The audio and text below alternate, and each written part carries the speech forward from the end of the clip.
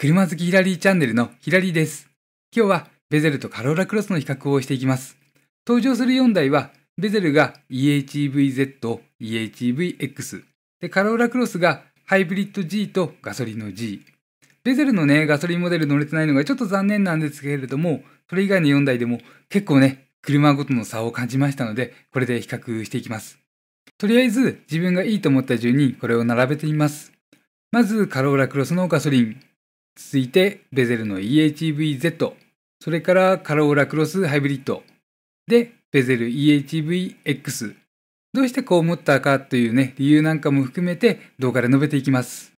まずハイブリッドがメインということで、試乗時のね、燃費から言ってみます。で、ベゼル、平日朝の渋滞中に、90分走った時、これで燃費が 24.5 キロでした。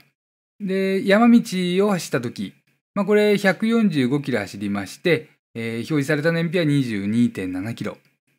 で、カローラクロスの方はと言いますと、その山道区間と朝のね、早朝の渋滞を走った時の燃費で、これが 41.9 キロ走って 24.1 キロでした。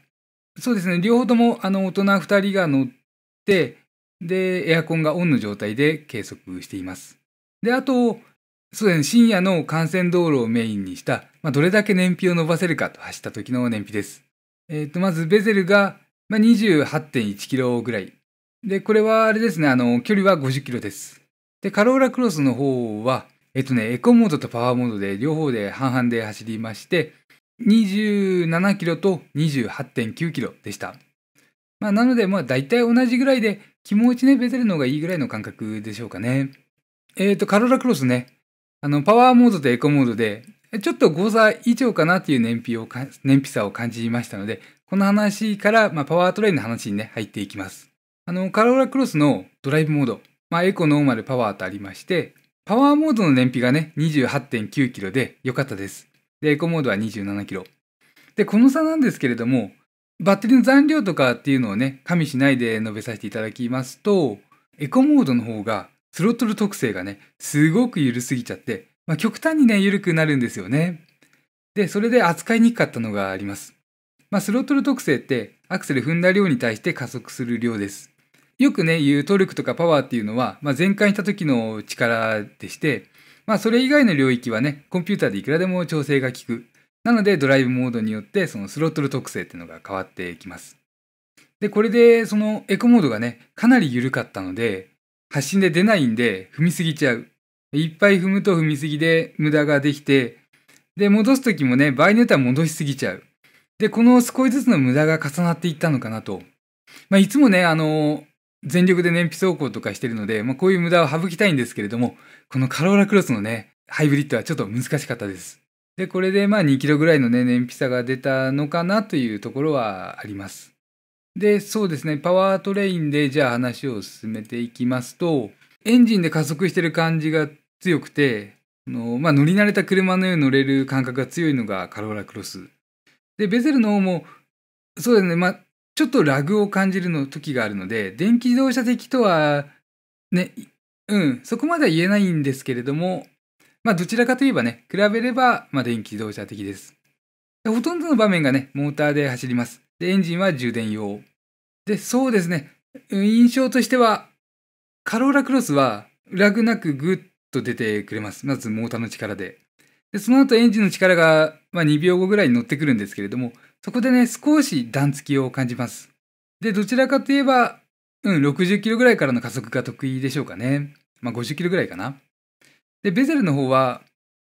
ちょっと踏み始めにラグを感じる時もあります。でも、低速時がね、力強いですよね。そうですね、パワー感で言ったらこんな感じで、音で言うと、カローラクロスの方が、ちょっとね、後ろの方で共鳴しちゃう場所とかがありまして、そのボディかシャシのどこかがね、ちょっとブイーンっていう音がする響きがね、してくる時があった。で、あとは、今回は両方4気筒エンジンということで、そんなにね、そんなに差は感じなかったのかなといったところがね、率直なところです。ごめんなさい、ちょっとね、別の動画で違うこと言ってるかもしれないんですけれども、パワートレインそんな感じで、力強さはね、低速時に得意なのがベゼル。で、少し上の速度域で得意なのがカローラクロスみたいなね、印象でした。一応排気量違うので、エンジンが発電する量も違います。で、発電する量が違えば、モーターを駆動する元は電気ですから、そこ違ってくると思うんですけれどもね。あと、そうだ。ベゼルの方は、減速セレクターっていうのがついていて、4段階か、むしろ通常入れたら5段階になるのかな。これによって、回生ブレーキの力をね、コントロールもできます。と、フル加速中は、80キロぐらいだったかな。そのあたりでステップ制御みたいのが入って、ポーンポーンみたいな音が聞こえてきますね。で、対するトヨタの方は、もう、ふわーっと加速するのは、いつも通りトヨタのハイブリッドで、じわっていきます。はい。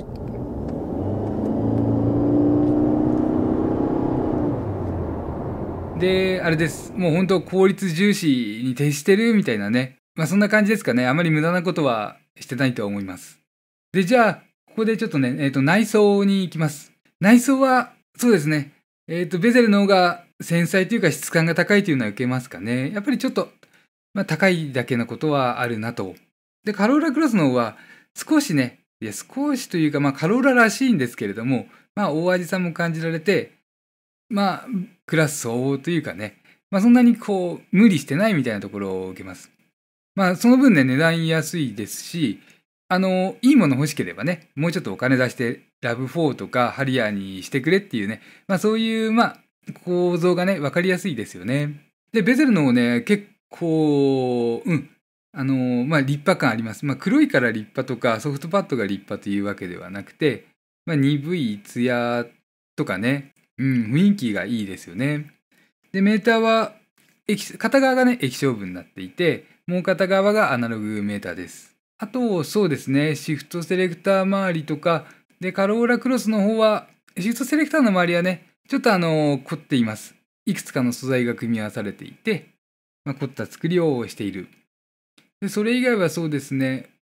シート柔らかいのがカローラクロスの方で、ベゼルはね、前後席含めてちょっと固めです。で、ベゼルね、リアシートいいですね。ここは、カローラクロスに勝るところ。広さというかね、広さもそうですけれども、座りやすいです。シートがちゃんとね、座ることを考えられているシートって感じを受けます。硬いんですけれどもね、で、乗り心地も硬いので、好みはあるにせよ、とりあえず座りやすいのは、ベゼル。で、カローラクロスは、車は大きいんでね、ゆったりしてそうで、確かにシートも柔らかいんですけれども、座ってね、腰が沈むと、ちょっとその時のポジションが、着座姿勢がっていうのかな。少しいまいちでした。ちょっとなんでそう思ったかね、今理由忘れちゃったんですけれども、座りやすいのはベゼル。で、柔らかいのはね、カローラクロスの方なんで、これはね、乗り心地のところで述べていきます。で、あと、そうですね、静粛性。静粛性は、カローラクロスのハイブリッドが一番いいでしょうかね、この4台の中ですと。で、ベゼルもね、うるさいわけじゃないんですね。うるさく感じないようなノイズの特性をしていて、低域から高域までがね、どこが出ててどこがへこんでるとか、そういうのではなくて、全体的に出ててね、嫌味がないような、耳につかないとか、長時間でもうるさく感じにくいっていうのはありますね、その音の特性的に。で、カローラクロスのハイブリッドは、低音域がね、相当絞られていて、周波数にて 100Hz ぐらいのところが絞られていて、そう、ゴーゴーした音が響きにくい、日本車らしいね、静粛性を感じました。で、ガソリンモデルの方はね、そこが出てるので、そうですね、ちょっとね、そこ差はあります。で、乗り心地で言いますと、乗り心地は、一番自分がいいなと思うのは、カローラクロスのガソリン。これがあれですね、柔らかいわけじゃないんですね。で、フラット感が高くて、特にフロントシート動きにくい。足ね、動いてる感じが感じにくいんですけれども、衝撃はカットされていて、で、フラット感が高くて、で、ほんとね、リアシートで高速道路乗っていても、路面の継ぎ目のね、パタンパタンっていうのがね、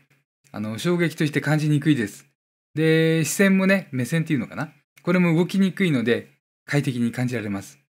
で、細かなザラザラなんかもね、すごくカットしてくれていて、これ映像で見てもね、メーターとかがブレないので、わかりやすいですし、このあたりね、良かったです。ベゼルの EHEV-Z も、同じような感覚です。ただ、もうちょっと硬いでしょうかね。硬さが分かりやすい。ゴツゴツ感あったり、ちょっと硬めですね。試乗した時に3人で最大乗ったんですけれども、3人乗ってね、ちょうどいいぐらいのバランスでした。で、すごく柔らかいのがカローラクロスのハイブリッド。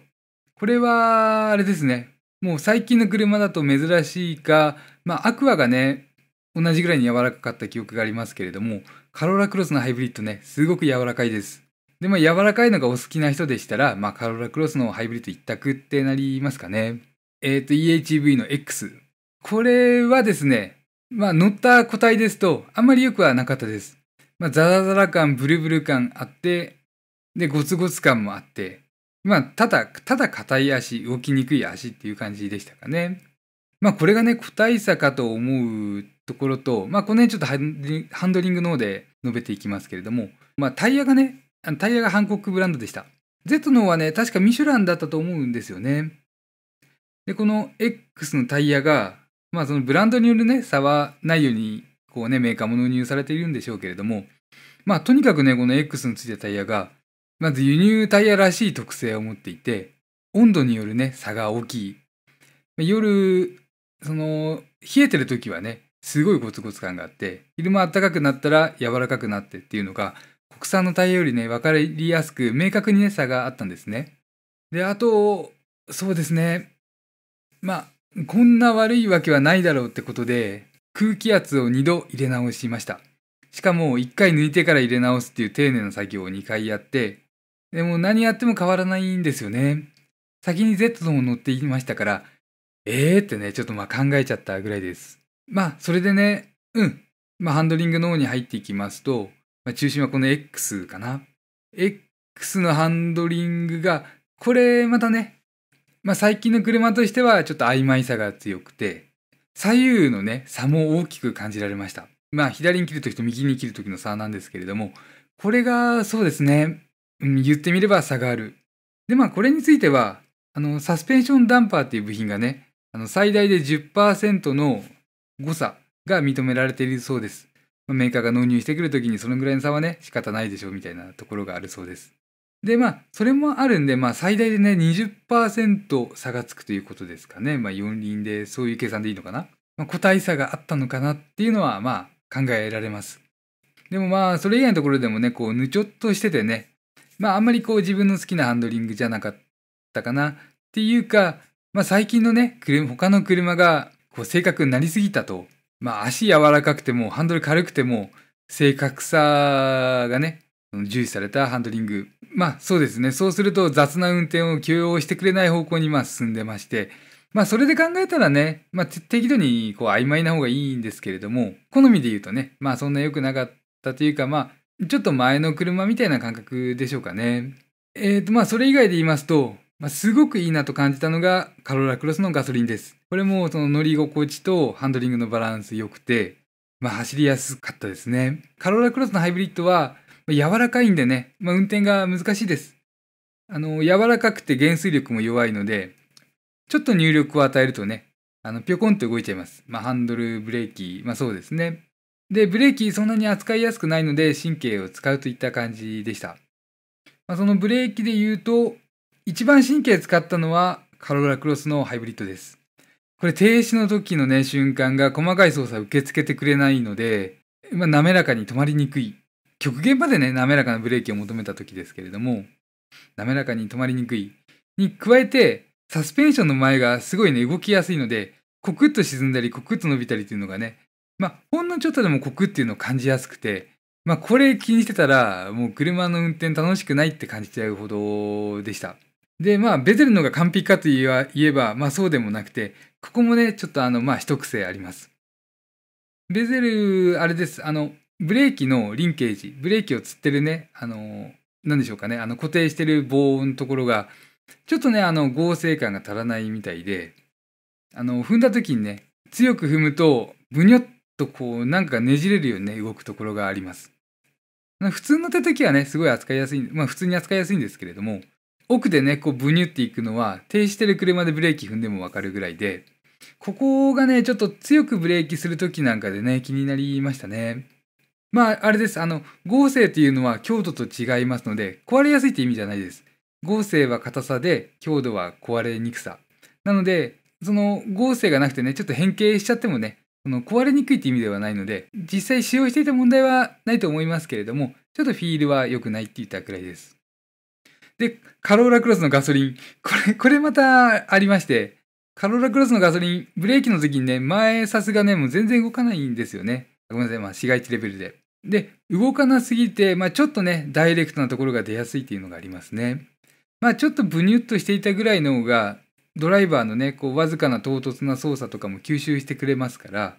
まあトータルで見て、全くね、何事もなかったように止まりやすいっていうのはあるんですけれども、カローラクロスのガソリンはね、ブレーキ時代には扱いやすくても、前がね、動かなすぎて、全くこうね、ちょっとのミスも許容してくれない。で、ハイブリッドの方は、